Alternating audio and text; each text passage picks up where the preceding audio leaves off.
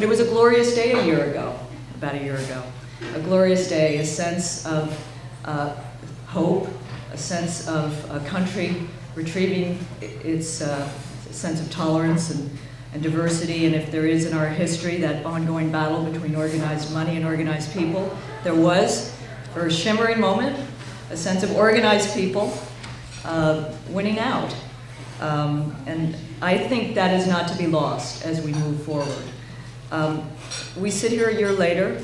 I'm sure all of you have felt this, talked about it, certainly talked to John about how we, coming from the great expectations, there's a sense of, if not disappointment, disillusionment, disenchantment. But at the same time, I think it's important to remember some of the sweet victories this year. John showed the latest issue of The Nation, but this is really the latest issue of The Nation, which is Obama at one. And interesting because the magazine does become a forum at moments like this because there is no one view. The progressive left has never been a monolith. And in this issue, you have people like Deepak Bhargava, someone you know heading the Center for Community Change, looking glass half empty, half full. You have an Andrew Bacevich, who in an interesting way has become part of a progressive fight against militarism. Ben Jealous of the NAACP reflecting.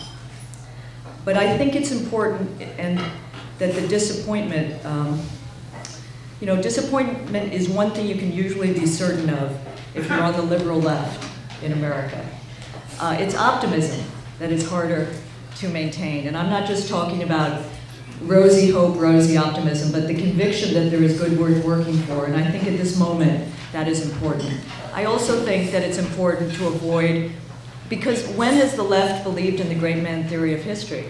I mean, that is, that's Thomas Carlyle. That's not the intersection of power, of moment, of time, of people organizing, which is so much of where I feel The Nation is a sister organization to IPS and others in this room, because this belief that it is social movements allied with smart strategy, allied with visionary, sometimes short-term, long-term thinking that gets us to the points where we believe we need to be.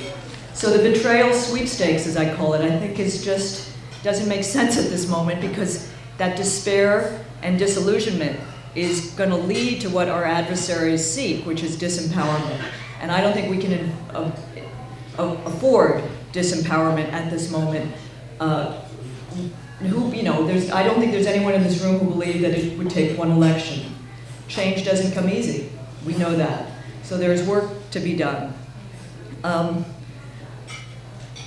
The work is not only independent organizing, but it's independent thinking, and it's challenging the limits of the debate as it's defined by think tanks in this city, by a media which is being challenged by new voices, new technologies, but still dominant. I think today of how the mainstream media thinks that what is right is center, what is center is left, and what is left is fringe. And it still does that. If you think about economic justice in this country, or what we're seeing with the excesses and the crimes of Wall Street, or the way we think about security. IPS has done pioneering work, but this city is still locked in a mindset where national security is about militarism, is about the military. And to create the political space is going to require some new coalitions, and coalitions that go beyond what we may be comfortable with. And that is going to test us. I think, Steve Cobble's here. I'd be fascinated to hear what he has to think about the T-publicans. I mean, you have a moment now where you're seeing again, take the precinct, take the state, take the party on the right. There are people who recoil from these Tea Partiers, and we should, because there's a racialized, ugly, anti-government anger there. On the other hand, there is a passion.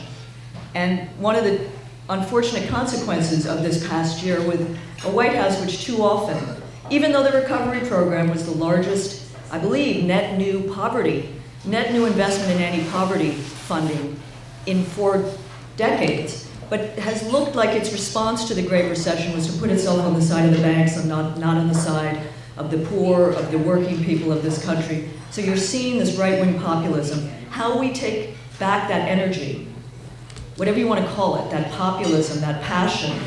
I don't like anger. There is anger in this country, but I think if we can convert that into passion, it'd be good. So I think those are big questions for us, and obviously strategists will say, and we all talk about this, we got to challenge the blue dogs and this and that. That's short term. How we compete in terms of the larger vision of what kind of America we want to live in, I think is where we compete with the Glenn Becks and the Tea Partiers who are talking about in accessible, emotional, mobilizing language, the kind of America they want to see.